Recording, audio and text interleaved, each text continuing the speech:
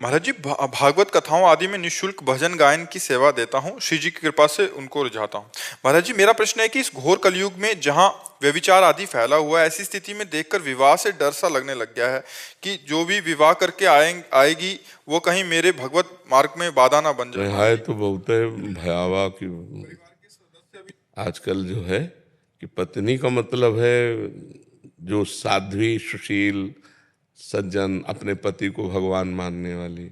तो ब्याह है तो खतरे का मोल लेना आजकल, क्योंकि बॉयफ्रेंड गर्लफ्रेंड ये सब जो चल रहा है ना, ये बहुत विषैला चल रहा है। क्योंकि मान लो जैसे अब 2-4 लड़कों से जो मिली हुई है, वो एक पति को भगवान मानकर कैसे पूछ सकती, बड़ी समस्या है। पर ऐसा नहीं है, जैसे दुराचारियों के बीच में सदाचारी भी रहते हैं, ऐसे सदाचारिणी भी हैं। एक से एक बहुत पवित्र लड़कियां हैं जो अपने जीवन को पवित्र रखें, पर है बहुत कठिन, पवित्र मिलना बहुत कठिन। क्योंकि अपने लोग पवित्र आचरण विहीन हो रहे हैं, तो अपने को पवित्र की आशा कैसे हो सकती है? नहीं, घर वाले भी जबरदस्ती करते हैं कि करो, ये इकलौता मतलब वंश बढ़ाओ, मतलब चल। आप घर में तो संतान उत्पन्न करके वंश उत्पन्न करना, भगवान से मनाओ। जैसे करदम जी ने 10,000 वर्ष तक तपस्या की, भगवान से कहा मुझे पत्नी चाहिए, तो देवहूति जैसी पत्नी मिली। तो 10,000 ना सही तो साल भर सही साल भर कुछ अन्न कम पाओ, शंकर जी की उपासना करो, महाराज हमें पत्नी दे दो।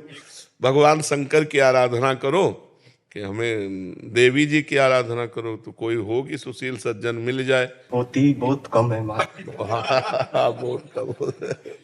पर भगवान ने कहीं ना कहीं, अगर ब्याह है तुम्हारे भाग्य में तो लिखा ही होगा, कहीं ना कहीं तैयार हो रही होगी वो भी आपके पाणी ग्रहण के लिए।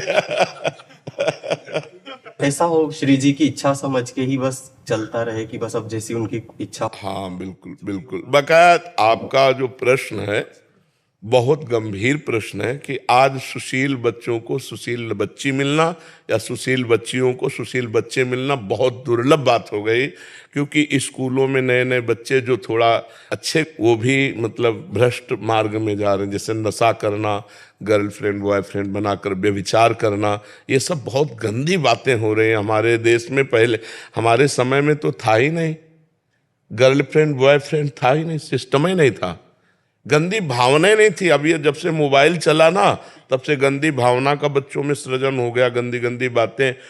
अब तो लिव इन रिलेशन भी चल गया है।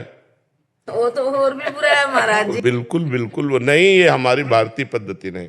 ये कलयुग का अंतिम चरण है भोगी। अभी तो प्रथम चरण है, 4,32,000 वर्ष का है, जिसमें अभी 5,000 के ऊपर हुआ है। अभी तो 32 पूरे नहीं हुए। अरे भा भ्रष्टाचारा सम संसारा धर्म सुनई नहीं काना, कलिकाल बिहाल के मनुजा ने माने को अनुजा तनुजा। ऐसा मतलब समय कलिकाल का आएगा। कहाँ से कौन से क्या क्या चरित्र हैं, अब कैसे मतलब उसकी व्याख्या कैसे करें।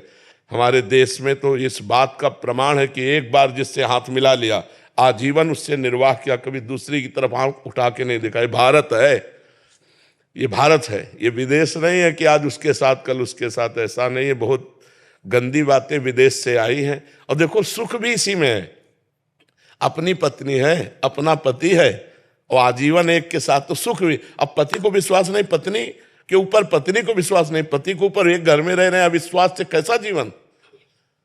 तो आज का समय बहुत विचित्र है, बहुत विचित्र है। भगवान बचावे, किसी को चरित्रवान पति मिल जाए या चरित्रवान पत्नी मिल जाए तो बड़ी कृपा समझो भगवान के। नहीं तो आजकल देखो सब चरित्रविहीन हो रहे हैं, नए नए बच्चे विशेष। तो व्यभिचार प्रवृत्ति तो मलिन प्रवृत्ति है, इसमें कैसे कहा जा सकता है कि हमारी संतान है। वर्ण संकरता फैल रही, पितरों को श्राद्ध तर्पण आदि नहीं मिलेंगे, सब तरह से अधर्म की वृद्धि हो रही है। हमें लगता है सुधार करो भाई, जो सुन रहे हो, अपने चरित्र को पवित्र रखो, अपने जीवन को महान बनाओ। ये सब गंदी बातों से कोई महान नहीं बनता है।